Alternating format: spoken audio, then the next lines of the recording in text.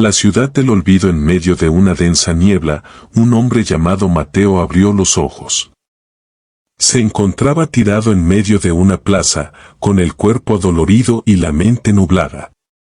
Intentó recordar cómo había llegado allí, pero no había respuesta. No podía recordar nada. El frío concreto bajo sus manos y la sensación de abandono lo hicieron levantarse de golpe. Alrededor, grandes edificios abandonados se alzaban como sombras fantasmales, sus ventanas rotas y las puertas entreabiertas.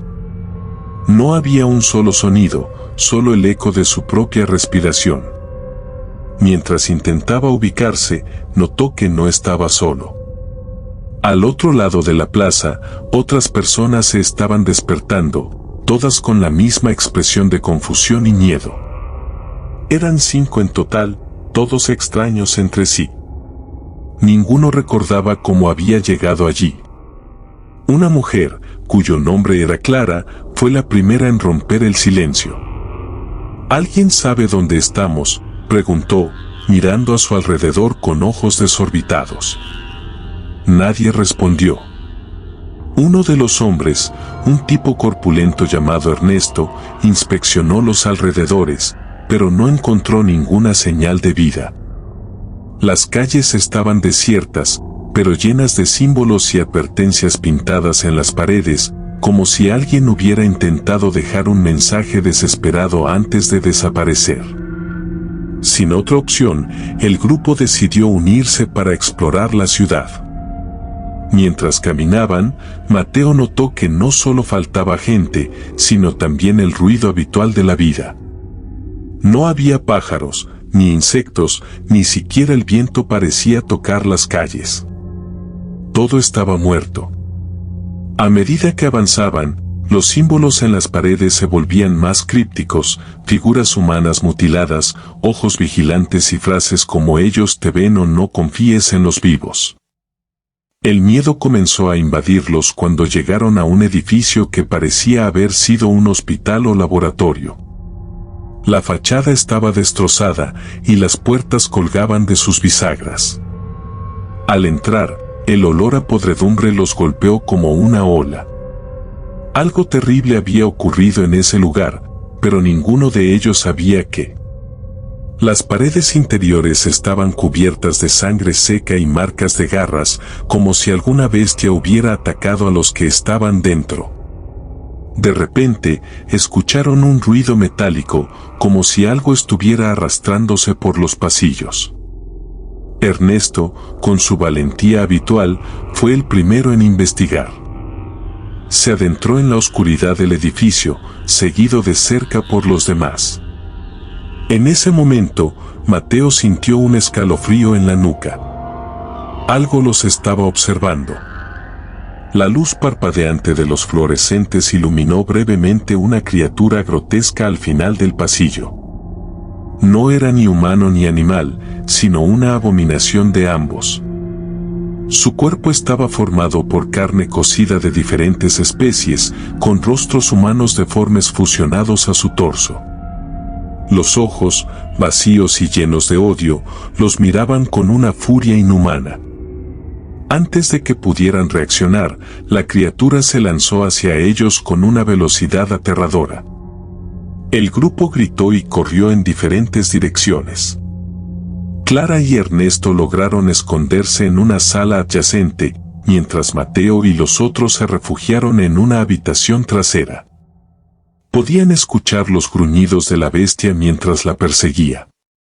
Dentro de la sala, Clara encontró documentos esparcidos por el suelo. Los leyó rápidamente mientras Ernesto bloqueaba la puerta. Los papeles revelaban una verdad inquietante: la ciudad no era simplemente un lugar abandonado, sino un campo de pruebas. «Somos parte de un experimento», murmuró Clara, horrorizada. «Nos trajeron aquí para cazarnos». Mateo, desde su refugio, encontró una nota similar.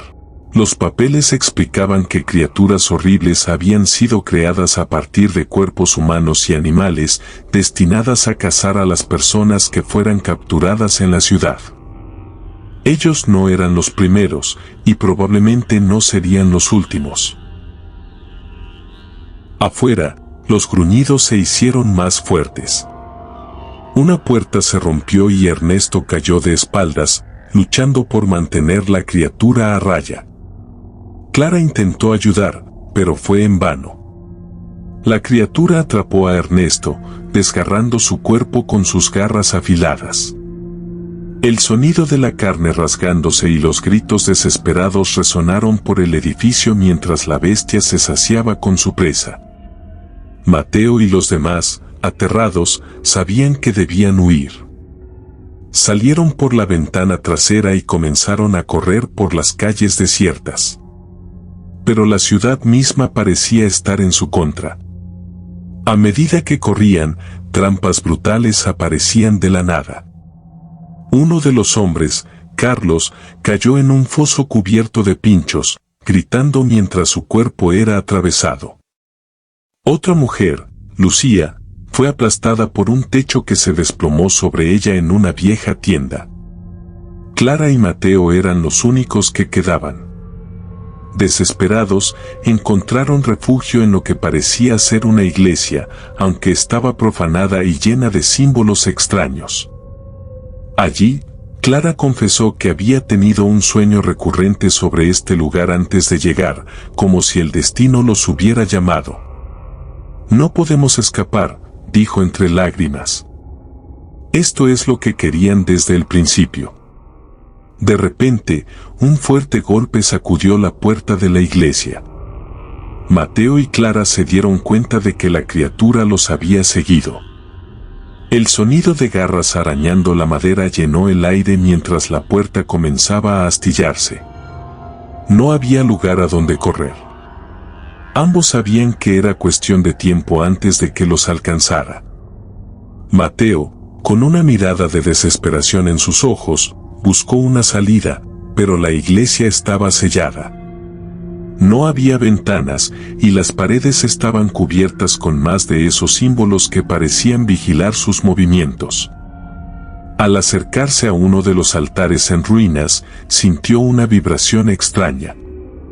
El suelo bajo sus pies comenzó a temblar ligeramente, como si algo debajo de ellos estuviera vivo. Clara retrocedió, aterrada, mientras las grietas en el suelo se expandían. No es solo la criatura. Hay algo más profundo en esta ciudad, susurró Clara, abrazándose a sí misma. Mateo miró hacia abajo y vio como algo oscuro se movía bajo la superficie, una presencia que parecía pulsar con vida propia. Las puertas finalmente cedieron, y la criatura se lanzó hacia ellos, su rostro deformado brillando con la luz pálida que se filtraba por las grietas de la iglesia. Mateo y Clara corrieron hacia el altar, pero en lugar de encontrar refugio, el suelo cedió bajo sus pies. Ambos cayeron en una caverna oculta debajo de la iglesia, donde el verdadero horror de la ciudad les fue revelado. Docenas de cuerpos, mutilados y fusionados, colgaban de las paredes como trofeos.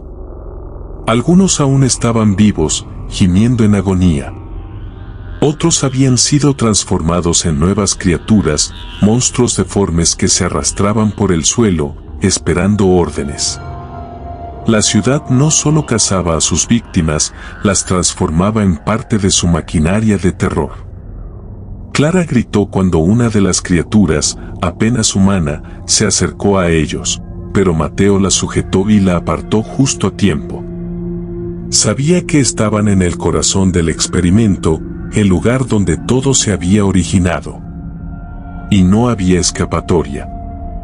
Mientras la criatura que los había perseguido descendía por el agujero, Clara y Mateo corrieron por el oscuro laberinto bajo la ciudad, sabiendo que, al final, todo terminaría allí, en la ciudad del olvido, donde no habría ni memoria ni retorno.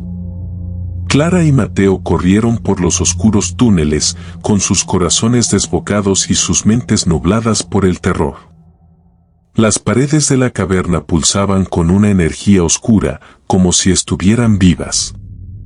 El aire estaba cargado de un hedor nauseabundo y el eco de los gritos de las criaturas resonaba por cada rincón. Podían escuchar cómo la criatura que los perseguía se acercaba, sus gruñidos guturales cada vez más fuertes. No había escapatoria evidente, pero la pura adrenalina los mantenía en movimiento. El túnel los llevó a una cámara aún más grande y siniestra. En el centro de la sala había un altar tallado en piedra negra, cubierto de inscripciones extrañas que parecían haber sido esculpidas por manos humanas, pero deformadas y toscas. Alrededor del altar había cuerpos. Hombres, mujeres y niños, todos mutilados de maneras horribles, algunos fusionados con partes de animales o máquinas. Otros estaban apenas reconocibles, sus rostros y extremidades transformados en formas grotescas. Clara cayó de rodillas ante la vista, su estómago revolviéndose por el horror que la rodeaba. Esto no es posible, murmuró, incapaz de apartar la mirada de la carnicería ante ellos. Mateo la tomó del brazo y la levantó, tratando de apartarla del altar. «Tenemos que seguir moviéndonos», susurró con urgencia.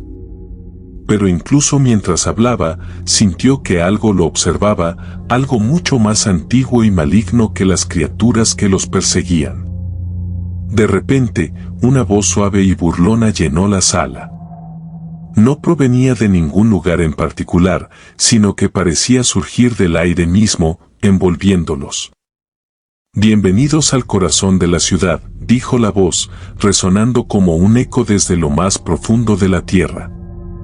«Hace mucho tiempo que no recibimos huéspedes tan especiales». Clara y Mateo se miraron, aterrados, mientras la voz continuaba. «Esta ciudad fue construida sobre los cimientos de un antiguo mal. Un mal que no puede ser contenido ni destruido, solo alimentado. Y vosotros sois la siguiente ofrenda». De repente, las criaturas que antes estaban quietas en las paredes comenzaron a moverse. Lentamente, una por una, se arrastraron hacia el altar, sus ojos brillando con una luz siniestra. Clara y Mateo retrocedieron, buscando desesperadamente una salida, pero no había ningún lugar a donde ir. «Debemos destruir este lugar», dijo Mateo con determinación. «No podemos dejar que continúe. No podemos permitir que más personas caigan en este horror». Clara lo miró, asintiendo con lágrimas en los ojos. «Pero, ¿cómo? ¿Qué podemos hacer?». La voz respondió, burlona y cruel. «No podéis hacer nada. Este lugar es eterno. Incluso si destruyes el altar, la ciudad siempre encontrará una manera de resurgir. Las almas atrapadas aquí se convierten en parte de su tejido. Y pronto, vosotros también lo seréis». En ese momento, la criatura que los había estado persiguiendo entró en la cámara. Su cuerpo grotesco y deforme se movía con una agilidad antinatural mientras se acercaba al altar. Pero esta vez, no estaba solo. Detrás de ella, docenas de criaturas comenzaron a emerger de las sombras, cada una más horrenda que la anterior. Mateo y Clara sabían que no podían luchar contra ellas, así que hicieron lo único que podían, corrieron. Se precipitaron por uno de los túneles oscuros, con las criaturas pisándoles los talones. El sonido de sus gruñidos y garras raspando las paredes los hacía moverse aún más rápido, impulsados por el miedo puro. Finalmente, el túnel los llevó de regreso a la superficie. Cuando emergieron, la ciudad parecía haber cambiado. Las calles estaban más oscuras, las sombras más profundas, y las inscripciones en las paredes brillaban con una luz roja intensa. Era como si la ciudad misma estuviera viva, respirando, esperando el momento justo para atraparlos. Pero lo más inquietante era el cielo. En lugar de estrellas, había ojos. Decenas, quizás cientos de ojos enormes que flotaban en el aire, observando cada movimiento de Clara y Mateo, juzgando sus destinos. «Tenemos que salir de aquí», gritó Clara, desesperada. «Esta ciudad es una trampa». Corrieron hacia lo que parecía ser el límite de la ciudad, pero las calles se retorcían y cambiaban a medida que avanzaban, como si estuvieran caminando en círculos.